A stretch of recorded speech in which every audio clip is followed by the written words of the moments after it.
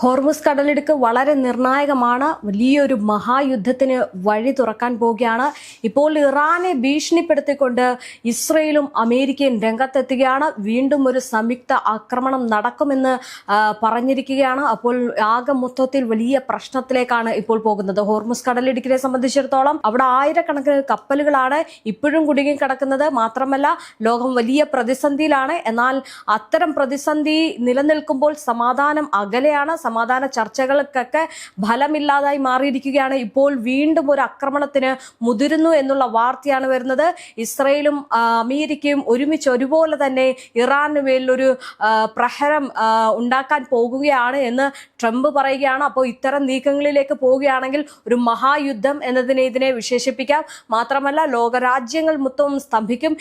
India ഉൾപ്പെടെയുള്ള ഇത് വാണിജ്യവാതകത്തിനായിട്ടൊക്കെ വലിയ രീതിയിലുള്ള പ്രതിസന്ധി നേരിടേണ്ടി വരും. ഇന്ത്യ കത്തും, ലോകം മൊത്തം ഇരുട്ടിലാകും.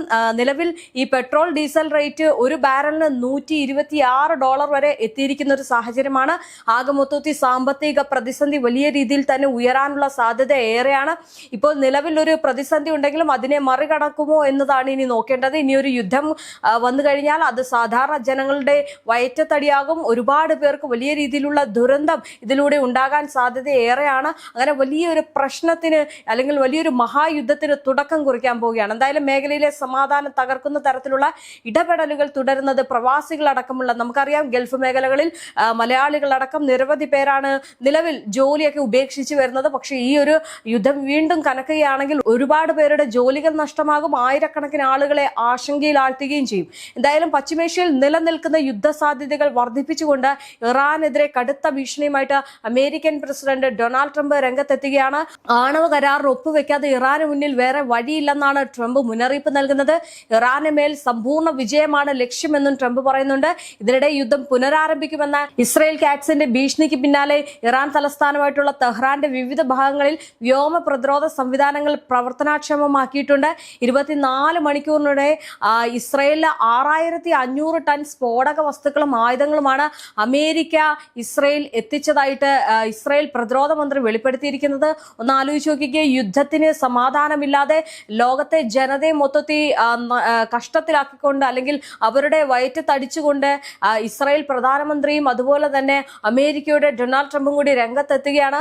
വലിയൊരു യുദ്ധത്തിന് ആഹ്വാനം ചെയ്തിരിക്കുകയാണ്. വലിയൊരു ഭീഷണി മുഴങ്ങിയിരിക്കുകയാണ്. പക്ഷേ ഇതിനിടയിലും ഏറ്റവും കൂടുതൽ ശ്രദ്ധിക്കേണ്ട മറ്റൊരു കാര്യം എന്ന് പറയുന്നത് ഈ ഒരു ഭീഷണിക്ക് മുന്നിൽ ഇറാൻ അടിപതറുന്നില്ല എന്നതാണ്. എന്തായാലും ഈ ഇത്തരം പ്ലാനിങ്ങുകൾ നടക്കുകയാണ്. ആ ഒരു വിലയിരുത്തൽ US സെക്രട്ടറി കമാൻഡർ മേധാവി ട്രംപുമായിട്ട് കൂടിക്കാഴ്ച നടത്തിയിട്ടുണ്ട്. അപ്പോൾ വലിയ രീതിയിലുള്ള ഒരു യുദ്ധം തുടങ്ങുമോ എന്നതാണ് ഇനി നോക്കിക്കാണേണ്ടത്. എന്തായാലും സംയുക്തമായിട്ടൊരു ആക്രമണം നടത്തുകയാണെങ്കിൽ അത് രാജ്യങ്ങൾക്കായിരിക്കും ഏറ്റവും കൂടുതൽ നഷ്ടം വരുത്തുക. കാരണം തങ്ങൾക്കെതിരെ അമേരിക്ക നടത്തുന്ന ആക്രമണങ്ങൾ തുടരുകയാണെങ്കിൽ യുണൈറ്റഡ് സ്റ്റേറ്റ് ദീർഘകാലവും വേദനാജനകവുമായിട്ടുള്ള പ്രത്യാക്രമണങ്ങൾ നേരിടേണ്ടി വരുമെന്നുള്ള മുന്നറിയിപ്പാണ് ഇറാൻ നൽകുന്നത്. ഹോർമുസ് കടലിടുക്ക് അടച്ചുപൂട്ടിയതായും സംഘർഷം അവസാനിപ്പിക്കാനുള്ള ശ്രമങ്ങൾ തടസ്സപ്പെട്ടതും സംബന്ധിച്ച് അനിശ്ചിതത്വം തുടരുന്ന സാഹചര്യത്തിലാണ് ഇറാന്റെ ഈ ഒരു മുന്നറിയിപ്പ് എന്ന് പറയുന്നത്. അമേരിക്കയുടെ ഭാഗത്ത് നിന്ന് ചെറിയൊരു തോതിലാണെങ്കിൽ പോലും വീണ്ടും ആക്രമണം ഉണ്ടായിക്കഴിഞ്ഞാൽ അത് ശക്തമായിട്ടുള്ള തിരിച്ചടിക്ക് കാരണമാകുമെന്ന് ഇറാന്റെ റവല്യൂഷണറി ഗാർഡിലെ ഉന്നത ഉദ്യോഗസ്ഥർ പറഞ്ഞിരിക്കുകയാണ്. ഇനിയുള്ള ഏതൊരു ആക്രമണത്തിനും ശക്തവും വേദനാജനകവുമായിട്ടുള്ള പ്രത്യാക്രമണങ്ങളിലൂടെ മറുപടി നൽകുമെന്നുമാണ് ഇറാൻ പറയുന്നത്. ഇറാന്റെ ഈ ഒരു വാക്ക് എന്ന് പറയുന്നത് ചെറിയ ഭീഷണിയല്ല. ഈ സംയുക്ത ആക്രമണം തുടരുകയാണെങ്കിൽ പിന്നീട് കാണാൻ പോകുന്നത് ഏറ്റവും വലിയ ദുരന്തമായിരിക്കും, ഒരു മഹായുദ്ധമായിരിക്കും. അത് ലോകത്തെ മൊത്തത്തിൽ ഇരുട്ടിലാഴ്ത്തും എന്നതിൽ സംശയമില്ല. എന്തായാലും അമേരിക്കയുടെ നാവികസേനാ സംവിധാനങ്ങൾ ലക്ഷ്യമിട്ടാക്കാമെന്ന് air space force commander Majid മുസ്വിയും മുന്നറിയിപ്പ് നൽകുകയാണ്. നിങ്ങളുടെ പ്രാദേശിക താവളങ്ങൾക്ക് എന്ത് സംഭവിക്കുന്നു എന്ന് ഞങ്ങൾ കണ്ടു, അത് തന്നെ നിങ്ങളുടെ യുദ്ധക്കപ്പലുകൾക്കും സംഭവിക്കാം എന്നാണ് അവർ പറഞ്ഞിരിക്കുന്നത്. വലിയ രീതിയിലുള്ള വെല്ലുവിളിയാണ് ഇറാനും നടത്തുന്നത്. ഇറാനും യാതൊരു രീതിയിലുള്ള പിന്നോട്ട് പോകാനോ അല്ലെങ്കിൽ ഈ യുദ്ധത്തിൽ വലിയ രീതിയിലുള്ള ആശങ്ക പ്രകടിപ്പിക്കാനോ ഒന്നും നിൽക്കുന്നില്ല. ഇറാന്റെ സന്നാഹങ്ങൾ സജ്ജമാക്കിക്കൊണ്ട് ഇറാനും വലിയ മുന്നറിയിപ്പ് നൽകുകയാണ്. അമേരിക്കയ്ക്കാണ് ഏറ്റവും കൂടുതൽ മുന്നറിയിപ്പ് നൽകുന്നത്. അമേരിക്കയുടെ എയർബേസുകൾ ഇനിയും തകർന്ന് തരിപ്പണമാകും, പൊടിയാക്കും എന്നുള്ള രീതിയിലാണ് ഇറാൻ തന്റെ നിലപാടുകൾ വ്യക്തമാക്കുന്നത്. എന്തായാലും ടെഹ്റാനിലെ ചില ഭാഗങ്ങളിൽ വ്യോമ പ്രതിരോധ സംവിധാനങ്ങൾ സജ്ജമാക്കിയതായും ഡ്രോണുകളെയും നിരീക്ഷണ വിമാനങ്ങളെയും പ്രതിരോധിച്ചതായും ഇറാനിയൻ മാധ്യമങ്ങൾ ഇതിനോടകം തന്നെ റിപ്പോർട്ട് ചെയ്യുന്നുണ്ട്. വലിയ രീതിയിലുള്ള ഒരു പ്രതിസന്ധിയിലേക്കാണ് ഈ യുദ്ധം പോകുന്നത്. പോകുന്നത്. മാത്രമല്ല യുദ്ധക്കൊതിയനായിട്ടുള്ള ഇസ്രായേൽ പ്രധാനമന്ത്രി ബെഞ്ചമിൻ നെതന്യാഹുവിന് നേരത്തെ തൊട്ടേ ഈ ഒരു വെടിനിർത്തൽ ചർച്ചയിൽ താല്പര്യമില്ലായിരുന്നു.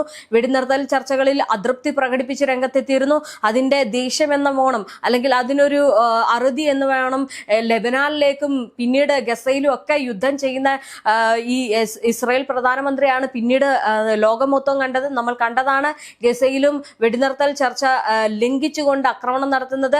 ലെബനാനിലേക്കും അത്തരം രീതിയിലായിരുന്നു ഇസ്രായേൽ ആക്രമണം നടത്തിയത്. അപ്പോൾ എപ്പോഴും യുദ്ധക്കൊതിയനായിട്ടുള്ള ഇസ്രായേൽ പ്രധാനമന്ത്രി ബെഞ്ചമിൻ നെതന്യാഹും അതുപോലെ തന്നെ ചതിക്കുഴിയിലൂടെ വഞ്ചിച്ചുകൊണ്ട് യുദ്ധം നടത്തുന്ന ട്രംപും കൂടി ഒരുമിച്ച് വീണ്ടും ഒരു സംയുക്ത ആക്രമണം നടത്തിയാൽ അത് ഇറാനെ സംബന്ധിച്ചിടത്തോളം അത്ര വലിയ സംഭവമായിട്ട് അവർ കണക്കാക്കുന്നില്ല.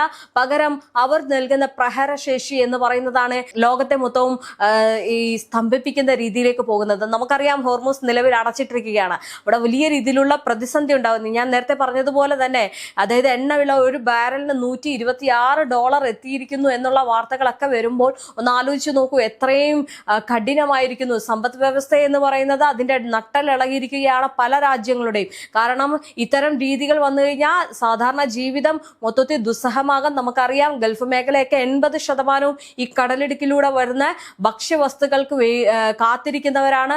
അത്രയും ആളുകൾ, അല്ലെങ്കിൽ അത്രയും ശതമാനമാണ് അവർക്ക് വേണ്ടിയത്. അപ്പൊ ആ ഒരു കടലിടുക്ക് പൂർണ്ണമായിട്ടും അടച്ചു കഴിഞ്ഞാൽ അവിടെ ഭക്ഷ്യക്ഷാമം ഉണ്ടാകും.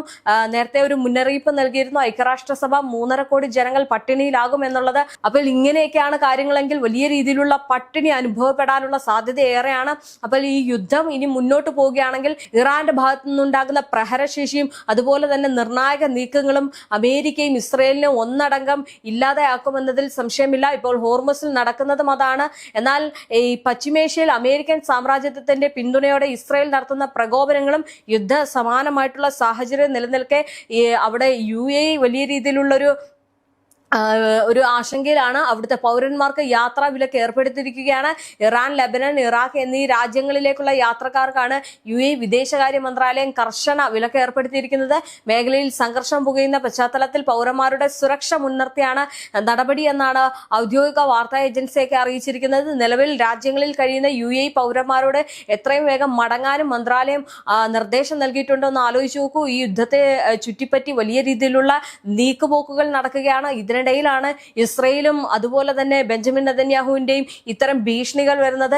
എന്തായാലും യുദ്ധത്തിന്റെ താളം തന്നെ തെറ്റിയിരിക്കുകയാണ്.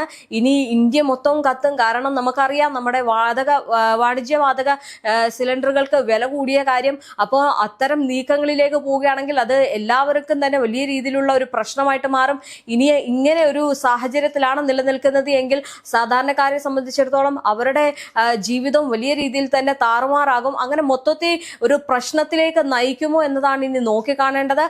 ഇങ്ങനൊരു യുദ്ധം തുടങ്ങുകയാണെങ്കിൽ ആ ഒരു പ്രശ്നത്തിലേക്ക് ജനം പോകും എന്നതാണ്, അതിൽ യാതൊരു സംശയമില്ല. പക്ഷേ എന്നിരുന്നാലും ഈ ഒരു യുദ്ധം തുടങ്ങുകയാണെങ്കിൽ ഇറാൻ സജ്ജമാക്കി വെച്ചിരിക്കുന്ന ഇതുവരെ കണ്ടിട്ടില്ലാത്ത ഞങ്ങളുടെ പക്കലുള്ള ആയുധങ്ങൾ അല്ലെങ്കിൽ ആയുധ ശേഖരങ്ങൾ ഞങ്ങൾ പുറത്തെടുക്കുമെന്ന് പറയുമ്പോൾ അത് എത്രത്തോളമായിരിക്കും പ്രഹരമാക്കുക എന്നതാണ് ഇനി നോക്കിക്കാണേണ്ടത്. ഇറാന്റെ പക്കലുള്ള ആയുധ ശേഖരം എത്രത്തോളം ആണെന്ന് അമേരിക്കയ്ക്ക് ഇതുവരെ പൂർണ്ണമായിട്ട് മനസ്സിലാക്കാൻ കഴിഞ്ഞിട്ടില്ല. അങ്ങനെ മനസ്സിലാക്കാതെയാണ് ഇരുവരും കൂടി ചേർന്നിട്ട് ഒരു ആക്രമണം നടത്തുന്നത് എങ്കിൽ അമേരിക്കയുടെ എയർബേസുകളെല്ലാം ചാരമാകും, അതിൽ യാതൊരു സംശയവുമില്ല. പിന്നെ നേരിട്ടുള്ള ഒരു ആക്രമണത്തിലേക്ക് പോകും. ഇറാൻ പറഞ്ഞിരിക്കുന്നത് ഇങ്ങനെയാണ്, US-ന്റെ വേദനാജനകമായിട്ടുള്ള രീതിയിലേക്ക് ഞങ്ങൾ കാര്യങ്ങൾ എത്തിച്ചേർക്കും. അപ്പോൾ അത്തരം രീതിയിലുള്ള വെല്ലുവിളി എന്ന് പറയുന്നത് നിസ്സാരമല്ല. ഇറാന്റെ IRGC ആണ് ഇത് അറിയിച്ചിരിക്കുന്നത്. ഇപ്പോൾ IRGCയുടെ നിയന്ത്രണത്തിലാണ് അവിടെ എല്ലാ കാര്യങ്ങളും നടക്കുന്നത്. അപ്പോൾ IRGC എന്താണോ തീരുമാനിക്കുന്നത് അതേ രീതിയിൽ പോവുകയാണെങ്കിൽ വലിയ രീതിയിലുള്ള പ്രശ്നം അമേരിക്കയ്ക്ക് ഉണ്ടാകും. പ്രശ്നമല്ല, വലിയ രീതിയിലുള്ള നഷ്ടം അമേരിക്കയ്ക്ക് ഉണ്ടാകും. അതുപോലെ തന്നെ ഇസ്രയേലിനും ഉണ്ടാകും.